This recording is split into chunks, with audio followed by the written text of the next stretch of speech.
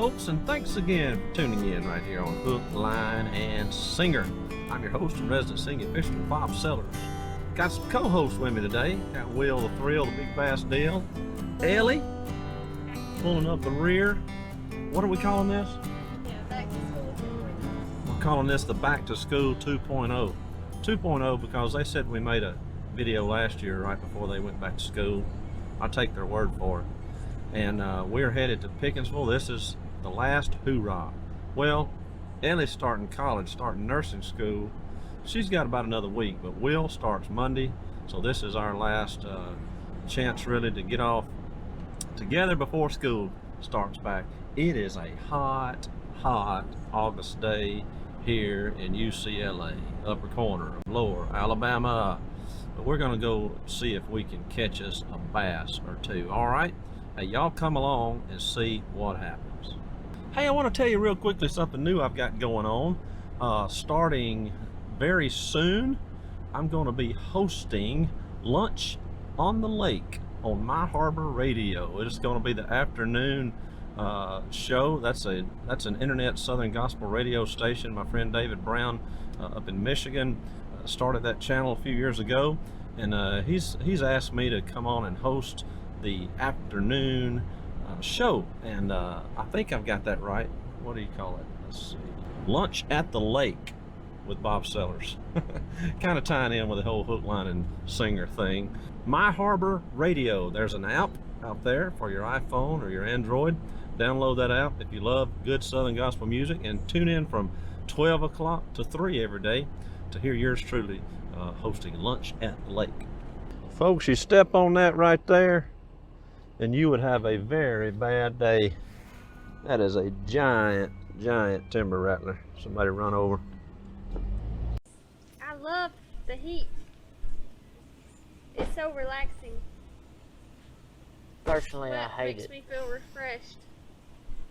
I've been fishing in a while. I'm excited. I didn't put the plug in. Well, it's a good thing you remember. I was just about to ask. I'll be the first to go if it ain't. Say bye-bye.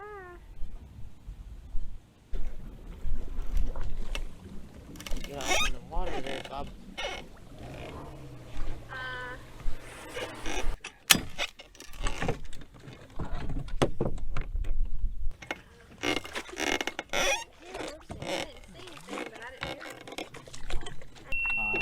Let's go to coal fire.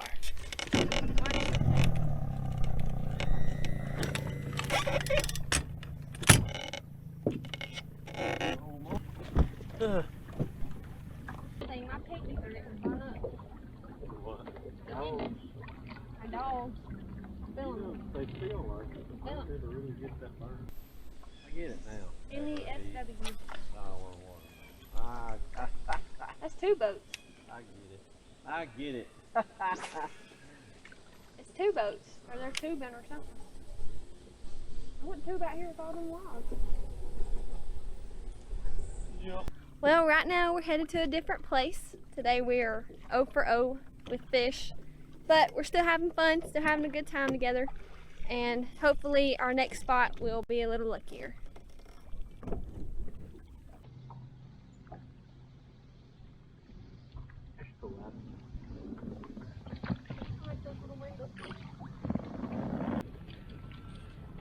Now we're gonna go. To the house.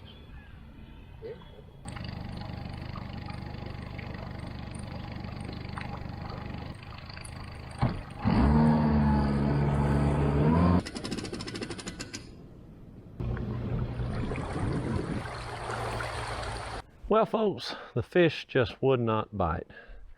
Ellie and Will and I went and we tried to make a fishing video, and it just didn't happen.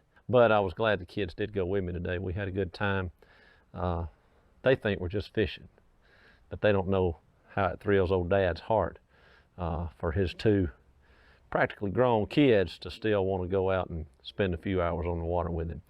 I realized I've never shown you guys around my boat. Now, it's not a whole lot, and I don't have everything down just perfect, but I've got it so that it's perfect for me. And that's what's important. Hey, have something that works for you. It doesn't have to be the best, but as long as it works for you and you can fish and enjoy it, have a great time, catch fish, then what else do you need? But let me show you my boat. This is a 2016 Tracker 175 TF. Pro Team 175 TF. That TF stands for Total Fishing. This is supposed to be the total fishing package. This boat is really kind of geared toward crappie fishermen. You can see that you can put a seat there and there and have two seats up front, or a middle seat like I have, or a lot of times. I used to not even use a seat much, but I found out that that helps my back a whole lot. I'm in the boat shed here. I hope the lighting is okay. There's my old 4Runner that I used to pull her. Let's just go front to back here. I've got a Minn Kota Edge troll motor.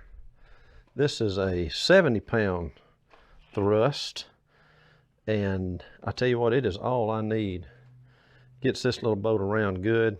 It's a 24 volt, so I've got 2 batteries for it, and it really pushes or pulls this boat well.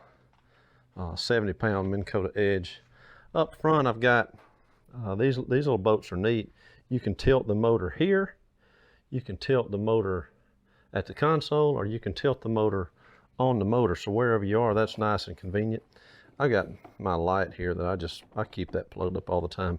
I've got my Lowrance Elite TI5 here, but I've never gotten another transducer for it, so it's really of no use to me yet. That's the one I use on my kayak, and my transducer is on my kayak, and I don't want to have to bring them back and forth and that sort of thing. I'm going to eventually get me a transducer and mount it on my troll motor for that, just so I don't have to turn around and see. Fish finder, to me, it's really just a depth finder. I just use that to see how deep I am, see what the water temperature is, that sort of thing. Up here, this boat has a little cubby hole. I just usually keeps junk. That's old plastics that I keep for some reason. Keep my crappie nibbles in there, and my treble hook guards. And I did add a cable to this troll motor. I broke the rope on it, and I put that cable on there. Won't be breaking that. Then I also added these Millennium boat seats here. They're really nice, really comfortable, easy to fold and stow away. And keep my tackle box here. I don't know why, that's just the spot that I've come to know. I do a lot of solo launching, so I keep a rope, a 50-foot rope, tied here to the front of my boat, and I bring that up here and leave it tied there. And I've got my rope piled here, and I've got a snap on this end, so when I'm launching by myself, I just take this snap and put it right there on my truck and back the boat in and let it drift on out. It gets off of the trailer and goes out there, and I pull up, get in the dry, especially when it's cold, and I can get out then and just grab my rope and then pull the boat to the bank or to the dock or whatever, and secure it, and then go park, get in and go. This boat has lots of nice storage. Over here on this side is a compartment I don't use that much. I keep that's a rain proof, kind of a cool winter jacket. I've got a rain, some bibs in there. Got my fire extinguisher. Got my Coast Guard approved throwing flotation device. All boats must have that, regardless how many people. Then you have to have a life vest per person, never how many people you've got on the boat. That's a self-inflating life vest from Bass Pro that I wear. When I wear one, I'll wear one out on, well, there's the bottom of some fishing pants I need to get out. I've got another life vest in here for a passenger, and that's pretty much, sometimes I'll stow some shoes or something in there, but that's pretty much all I do with that locker. And coming back here, we've got our console. Got a little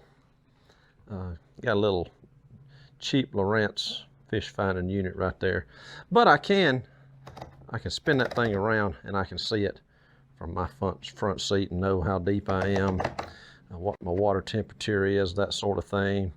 You've got a switch here for your navigation lights up front and in the back, or up front it lights the back up too.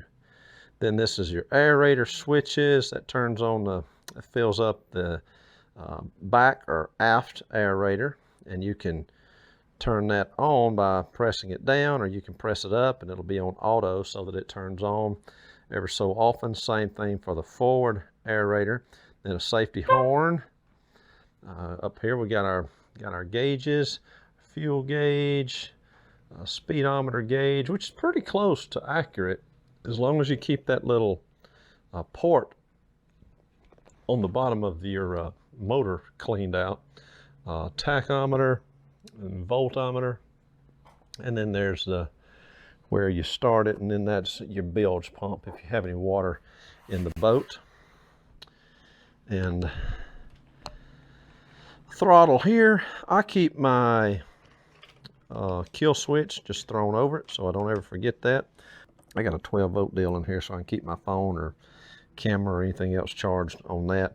And I keep my landing net stowed away right there. Then under each of these seats is storage. Keep a towel in there, sunscreen, a light if I get caught out late at night, some spray on sunscreen. You know, I haven't seen any of that in stores in a while, but that's about the best I've ever bought. That NOAD 50. Just spray that on and rub it in good. You will not burn. I've got several jars of that in there. I got some water mixes, lots of trash bags in case you ever need them, some more groceries in there. Got my cast net right there, and let's see, what else do I have in here? That's pretty much it. Mostly sunscreen. Oh, I've got some hand soap, some baby wipes if needed, or emergencies, that sort of thing. Better to have too much in your boat than not enough. I've got bug spray. I've got some hand sanitizer. That's about that. Then I have another little console in the back, and I've used this one. I use this one now for a cooler. I just put some ice in there and some drinks, and it keeps them cold. And all these storage bins they have drains, so that water will run out of there. I'll be getting me one of those soon. Then we get back here to the back of the boat. That's where you fill her up. This boat is equipped with a 60 horse 4-stroke Mercury motor on it. Does a good job for what I do. And I added some boat buckles. These are super nice. That's all you do. Instead of a ratchet strap or anything like that, all you do is take that, hook it there, and then just snug it up. Keeps your boat nice and snug on each side going down the road. That's your transom saver there. Keep that big engine, the weight of it, from bouncing up and down as you travel. Now let's go around to the other side. I've got a little GoPro mount there. I don't use that a whole lot. This box here is my rod locker, and it's filled with rods, filled with my, oh, that's a neat deal there. That's by a company called YOLO Tech. It's a power stick that actually plugs in to the rear light socket, and when you turn that on, you can keep your camera powered all day long. Of course, I've got rod socks and reel covers and all kind of different rod and reel combos in here. Also keep some out on the deck. These are the ones that I probably have been using most recently or the most often. Of course, got a weightless stick worm. That's my rig that I always use for that. Got a swim bait rig here, drop shot rig, wacky rig, spinning rigs. Got a weighted worm rig. Those type of rigs always keep handy. Of course, Will's got his stuff piled in here right now as well. Same thing as far as storage under this seat. I keep a hat I can put on. I've actually got a couple different ones. I've got some different stuff. I think I keep a Alabama rig in there. I've got some super glue, some more bags, wire if you ever need it. There's an extra little box. I felt something in there. Maybe something I've been looking for. Look at there. Some tungsten weights. Wide gap EWG 4/0. There's some swim bait hooks. I'm glad I found that. Back here on this side is another compartment. Get my billfold out before I forget it. I put my billfold and my keys and sometimes my pistol in there when I'm out on the water. I keep lots of plastics in here. I've got a 5 or 6 boxes of different stuff here as well. That little box there contains all of my fly fishing equipment, baits and tackle, floats and that sort of thing. And just some extra stuff. I could really get that out of there, but just some spare stuff if I ever need it. In there. And let me climb in and show you the other lockers. In the back here, this is the live well that I use the most. Got a net in there. You could stop it up or let it out. Let water in and out. And over here, I've got one of these Fraybill bait keeper buckets right here. And when I'm live bait fishing, I put my minnows in there and then fill this back live well up. And that does a pretty good job of keeping your minnows healthy.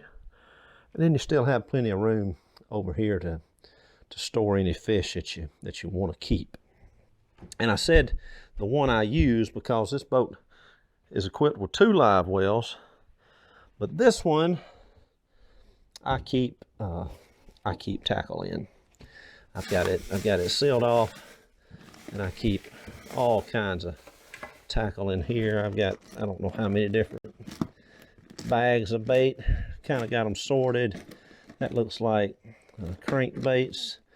That looks like swim bait type deals.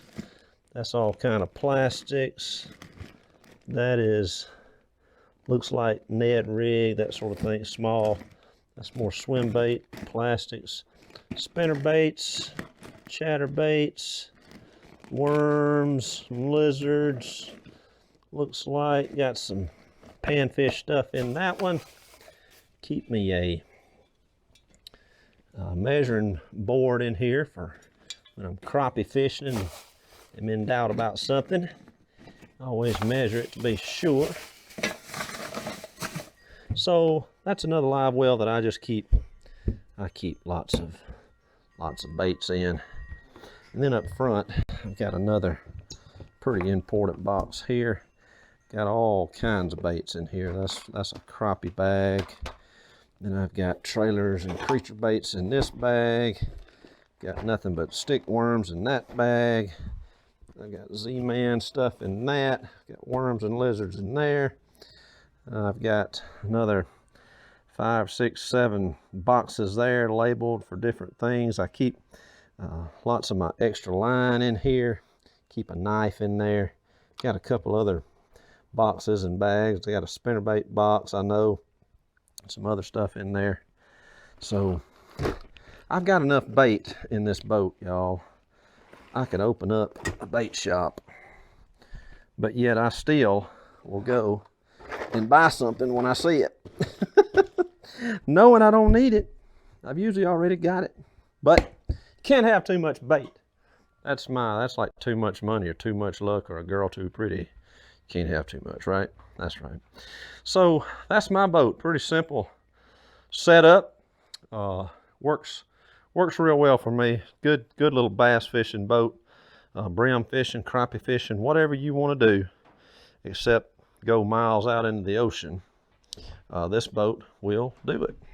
One more thing I'll show y'all.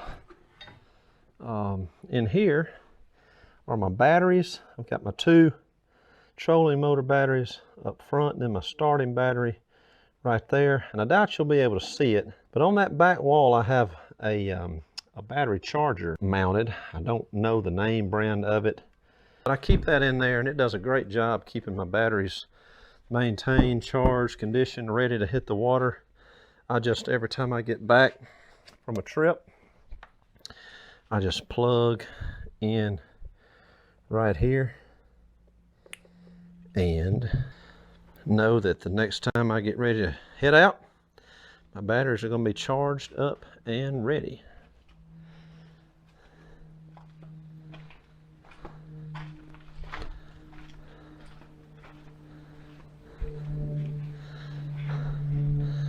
Nothing really fancy. She's got some dings, been beat up a little bit. A lot of that was on there when I bought her. I've had this boat 2-3 years. I bought it a couple years old. Saved a lot of money doing that. This is the first boat I've ever owned as well, so I didn't want to have a huge investment and have a glass boat or something like that and risk tearing it up. Kind of heard that a fella's going to tear up his first tractor and his first boat. But I haven't managed to tear it up yet, thank goodness. I've been on some sandbars and got stuck but didn't do any damage, and I've gone through a couple of props, but that's just going to happen. That's going to happen when you fish in rivers and stuff like we have around here. All right, so I put my wheel chock in front of the wheel. I put it behind it so I know how far to back up without going through the building here. Put it down there when I get ready to unhook the boat from the truck. Got a pretty neat system for that. I keep a little lock on there. That keeps that from coming up, so in theory someone can't steal your boat or steal your trailer while you're out on the water.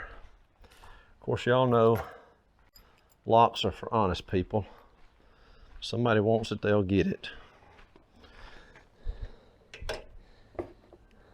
And that's what you have insurance for. Boat insurance is rather inexpensive, by the way. I have this boat financed, so I don't have an option.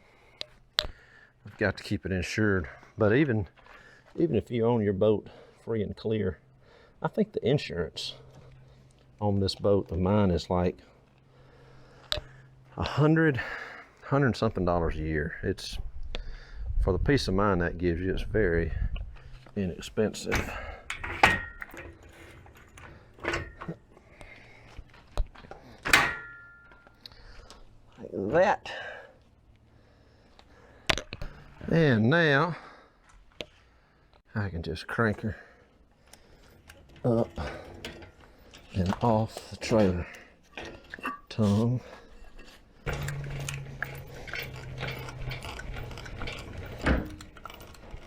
Boat has a neat swing away tongue for even easier storage. Goes right there. And then, to deter theft, while I'm not on the water, I put this back on there.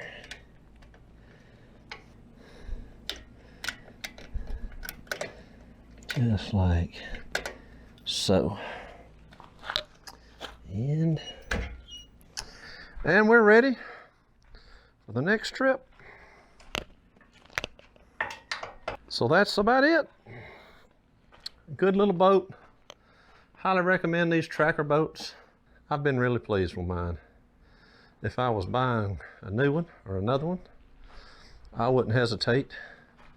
I think for the money, they're one of the better boats out there. That's why they're, I think, the most popular boat on the water. These little Tracker 175s.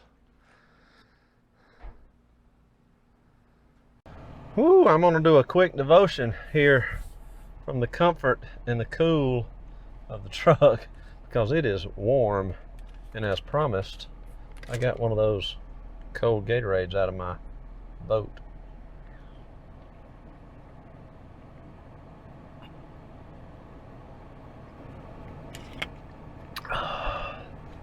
Gatorade Zero, my best friend in warm and hot weather. So, do you worry a lot? I think we all worry. Christians and non-Christians worry.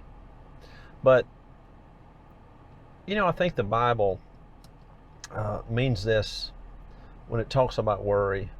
It talks about it in a way that it really affects your life, really affects who you are. I went through a situation with a job once when I literally worried myself sick. I lost about 40 pounds over the course of a couple of months trying to meet some very unfair and unrealistic quotas that had been placed on me. And I was trying my best to meet them until it occurred to me. I actually had a sweet lady, one of the best bosses I ever had in the banking business. Her name was Caroline. Maybe she'll see this. She reminded me, so what if I do meet the quotas? It's just going to be the same thing the next quarter. So the writing was kind of on the wall at that particular job for me. So upon her advice, I quit with the goals and trying to hit those and started trying to find another job. And I did. But I was worried sick about that. And boy, the devil puts some strange things in your mind when you're the primary breadwinner and you're married and got a wife and 3 really young kids at home at the time. And that was a very stressful situation for me, but I'm thankful for a loving and supportive and Christian wife. She told me one morning, I was actually leaving out to sing on a Sunday morning, and she called me a hypocrite because she said, you're going to go and you're going to sing about Jesus and the gospel and tell people to trust God and all that, all those things, and you're not doing it yourself. I really couldn't argue with her much because she was exactly right. I turned that over to God and I got another job and it worked out great. And it might not have worked out in my timing. The job might have been not have been the one that I wanted or the pay that I wanted, but it got worked out in God's timing and in God's perfection. And that's what we have to trust and depend on Him for. What does the Bible say about worry? I think I've told you before that I use a Life Application Study Bible that I have linked to this Jakarta Bible app, and I highly recommend that app.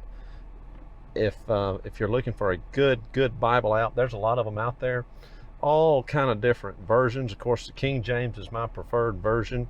I do seek out some of the others sometimes just to get a different viewpoint and that sort of thing. But I think the King James is the closest thing to the original that we have. And it's beautifully written. I love the Shakespearean way in which it's written.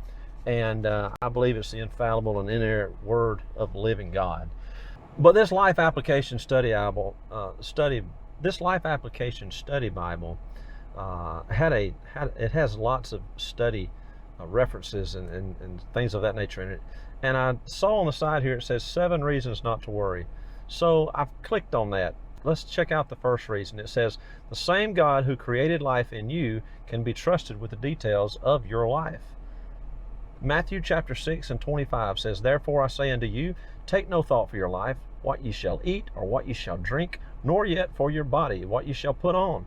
Is not the life more than meat, and the body than raiment? The next reason not to worry.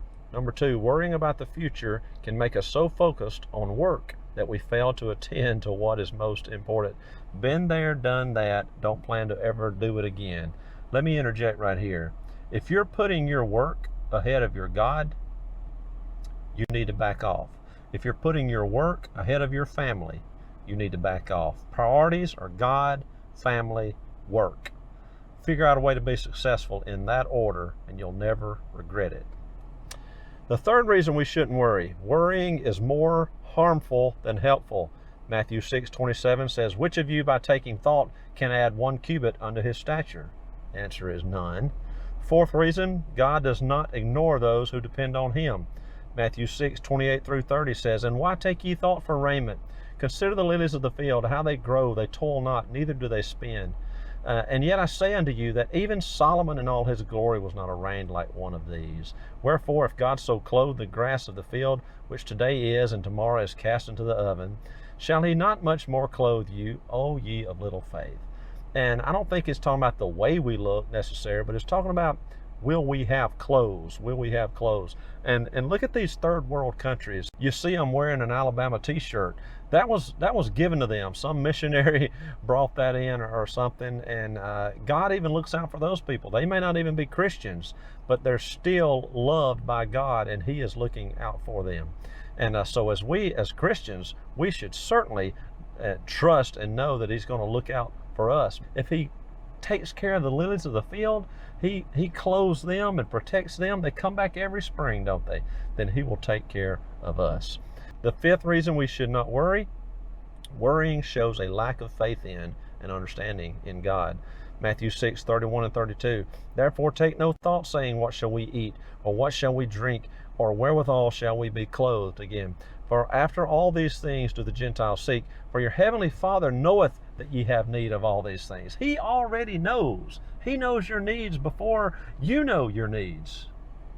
The sixth reason we shouldn't worry. Worrying keeps us from what God wants us to pursue. In the 33rd chapter of Matthew 6, but seek ye first the kingdom of God and his righteousness, and all these things shall be added unto you. Goes exactly back to what I said. God right there at the top. God number one in your life in all things. And finally, the last reason we should not worry, living one day at a time keeps us from being consumed with worry. The 34th verse of chapter 6 in Matthew says, take therefore no thought for the morrow shall take the thought for the things of itself. Sufficient unto the day is the evil thereof. Man, I love the words in that old blessed book. Listen, some of you watching this right now may be going through something that I could not begin to imagine how large of a trial it truly is. Can I tell you that we all go through things? I go through things. I have things in my life right now that I can't control whatsoever, but we absolutely have turned it over to God, and we are waiting and trusting on him. That's what we have to do as Christians. God will never leave us, and he'll never forsake us. Try your best to sleep well tonight. Don't worry. Put it in God's hands, because he can handle it. Thanks so much for tuning in today. I know that wasn't much of a fishing video, but I hope you enjoyed the little tour of my boat and my bass and crappie and brim fishing setup. And I hope you'll come and check out this channel again soon, and we'll be out there on another adventure. As always, I appreciate all of you for viewing this. Appreciate your likes, appreciate your subscriptions, your comments, everything you do to help our little channel grow. May the good Lord bless you. Until next time, I'll catch you later. Remember, God loves you, so do I. Bye-bye.